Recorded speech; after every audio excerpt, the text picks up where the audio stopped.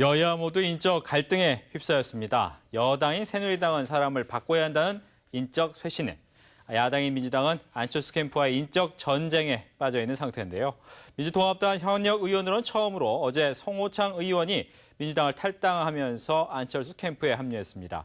이에 대한 민주당의 입장을 들어보겠습니다. 박용진 대변인 찾아왔습니다. 안녕하십니까? 네, 반갑습니다. 네, 송호창 의원이 어떻게 보면 의원 된 지 6개월 만에 탈당을 하고 안철수 후보 쪽으로 넘어갔습니다. 네. 당내에서 어떤 분위기입니까? 일단 유감스럽습니다. 송호창 의원이 내걸었던 얘기가 정권교체와 새로운 정치개혁이었거든요. 그런데 민주통합당 창당이 그것을 위해서 창당을 한 겁니다. 정권교체를 위해서 대통합을 했고요. 그리고 정치 쇄신, 정치 개혁을 당의 또 한 축의 모토로 삼고 있고, 그렇기 때문에 송호창 의원 같은 젊고 또 시민운동을 하셨던 이런 분들을 전략공천했었던 거 아니겠어요? 네. 그런데 당과 함께 이런 일을 좀 이루어내기를 기대했었는데 이제 논의 없이 이렇게 탈당하시고 개인적 결단으로 탈당하시고 안철수 캠프로 가신 것과 관련해서는 당이 어제 입장을 밝힌 것처럼 매우 안타깝고 유감스럽습니다. 이렇게 나간 데 대해서 여러 가지 생각이 있겠지만 우선 두 가지 정도로 볼 수 있을 것 같습니다. 첫 번째는 가서 단일화에 어느 정도 가교가 될 수 있을 것 같다라는 예상이 나오는데 그렇다고 생각하십니까? 단일화라고 하는 건 이게 국민적 여망이고 열망이에요. 그래서 어느 한 사람이 가교 역할을 하겠다고 자임한다고 해서 그게 되는 일도 아니거니와 모두의 역할이 또 필요한 거라고 봅니다. 누구보다도 후보들이 이와 관련돼서 준비가 되어 있느냐인데요. 네. 후보들이야말로 정권교체라고 하는 국민적 열망을 한 몸으로 받고 있는 분들이기 때문에 개인적인 욕심과 개인적인 이제 욕망, 야망 이런 것들을 중심으로 하실 건 아니라고 봅니다. 그래서 어느 한두 분만이 역할을 하시지 않는다. 또 후보들이 준비가 되어 있는 분들로 믿는다. 이런 걸 보면 국민적 열망을 실현하는 데 있어서 송호창 의원도 나름의 역할을 하시겠지만 그렇다고 이렇게 개인적인 결단 방식으로 그리고 혹은 의원 빼가기라고 비칠 수 있는 이런 방식으로 이건 단일화, 야권연대 이런 것들이 이루어지는 것이 적절할지는 좀 고민스럽습니다. 네.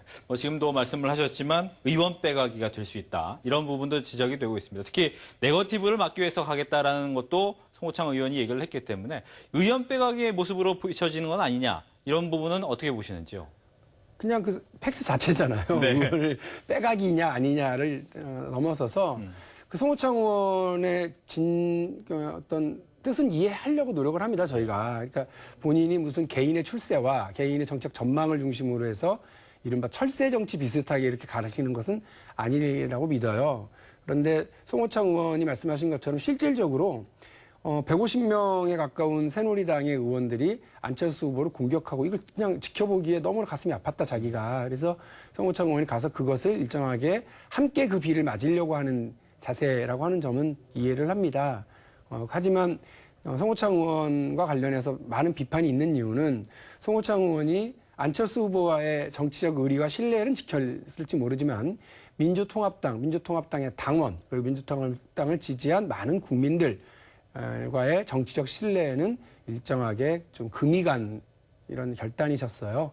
본인도 많은 고민하셨겠지만 어쨌거나 그런 부분에 대한 책임의 무게는 본인이 이제 안고 가셔야 되겠죠. 대선 운동이라고 하면 새를 불리는 운동이다 이런 얘기도 있습니다. 아무래도 그만큼 많은 인재를 영입을 해야 될 텐데 안철수 후보도 영입을 많이 하고 또 문재인 후보도 많이 한다. 그러면 각각이 또 생각하는 바가 다르기 때문에 과연 단일화가 더 어려워지는 거 아니냐 이런 예상이 나오는데 어떻게 보십니까? 말씀드린 것처럼 단일화라고 하는 것은 국민적인 열망입니다. 이거를 거부하는 후보자, 거부하는 진영은 아마 호된 국민의 질책을 받을 뿐만이 아니라 버림받을 거예요. 안철수 후보 측이 하루는 금태섭처럼 얘기하고요. 네. 그래서 안 한다고 얘기하고 하루는 김호기 의원 교수처럼 이야기를 합니다. 예. 곧 10월 말쯤에 한다고 얘기하고요. 이럴 수밖에 없는 게 단일화를 안 한다고 했을 때 이른바 안철수 후보 지지층 또 한다고 했을 때 안철수 후보 지지층이 막 흔들리기 때문에 네. 안 할 것처럼 비치기도 하고 때로는 야권 정권 교체를 위한 야권 후보 단일화를 당연히 하는 것처럼 얘기할 수밖에 없는 이렇게 흔들리는 어떤 흐름들을 계속 보여줄 수밖에 없을 것 같습니다. 그런 고충을 이해합니다만 우리 민주통합당과 또 문재인 후보가 말씀하신 것처럼 단일화, 야권 단일화를 통한 후보 단일화를 통한 이 정권 교체라고 하는 것은 국민적 열망이고 역사적 과제인데 그거를 무시하고 갈 수는 없을 거다. 그거는 저희는 너무나 잘 알고 있고요. 안철수 후보도 잘 알고 계시리라고 생각합니다. 네. 최근 현안, 바로 어제 나왔던 그 현안으로 넘어가겠습니다. 노무현 전 대통령과 김정일 국방위원장 간의 비밀 대화록이 있다라는 주장이 나왔습니다. 여기에 대해서 국정조사나 특위를 만들겠다라고 새누리당에서 주장을 했는데 이에 대해서는 어떻게 대응하십니까? 아니 뭐 새누리당이 국정조사 하자고 그러면 그런 것도 다 해야 되나요? 그 새누리당 지금 담벼락에다가 호랑이 한 마리 그려놨다고 생각하고 호랑이가 나타났다고 호들갑을 떨고 있는 건데요. 국민들이 볼 때는 이게 돼지 그림이지 호랑이 그림도 아닌 거니와 또 이 사실이 아닌 것을 가지고 국정조사를 하겠다고 하니 대선 앞두고 국감을 완전 정쟁 이전 투구회장으로 만들려고 하는 속셈 아니겠어요? 오늘 이재정 전 통일부 장관 그리고 김만복 국정원장 그다음에 백종천 청와대 안보실장 이렇게 세 분이 오셔가지고요. 그 당시 상황을 정확하게 다 말씀하셨습니다. 새누리당과 정문원 의원이 주장하고 있는 그날 3시 당일날 3시 10월 3일 3시에 그 없었다는 그 시간은 그 정상회담이 공식 정상회담이 진행되고 있었던 시간이라는 거예요. 예. 그래서 그 이른바 두 분만의 양쪽 정상 두 분만의 비밀 회담 이런 것이 존재할 수가 없었던 거고 정상회담의 시스템상 그 두 정상만의 단독 회담이나 비밀 회담이라는 게 만들어지면 그것은 뭐 형식은 비밀이지만 그 정상회담을 준비하고 수행하는 모든 사람들에게 전파될 수밖에 없는 시스템이라서 사실상 불가능한 거. 있지 않았던 사실을 있다고 주장하고 있지도 않은 사실을 있다고 주장하는 주장을 바탕으로 해서 국정조사를 주장하는 새누리당의 어처구니 없는 요구를 저희가 받을 수가 없죠. 허위 날조이고요. 대선용 이전 투구 정쟁을 만들겠다고 하는 그래서 박근혜 후보의 지지율 하락을 일정하게 좀 가려보려고 하는 대단히 얕은 술수죠. 네, 지금 말씀하신 것처럼 정쟁을 위해서 아니면 박근혜 후보의 지지율을 낮추기 위해서다라고 하는데 그러면 낮추지는 않고 낮춰지는 거를 좀 막기 위해서 막아보려고 하는 그렇다면 거겠죠. 목표는 있을 거 아닙니까?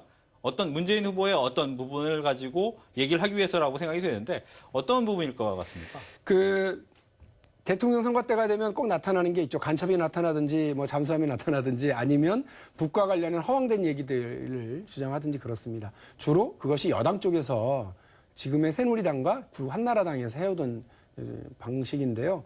이렇게 해서 뭐 대북 퍼주기다 이런 식으로 얘기하고 이전 참여정부 시절에 있었던 일들에 대한 뭐 날조된 허위사실을 유포하고 이렇게 해서 대통령 선거에서 우리 민주통합당 쪽에 좀 의구심을 들게 하고 또 이렇게 많은 좀 부담을 안기려고 하는 그런 수겠죠. 근데 국민들이 참 똑똑하시거든요.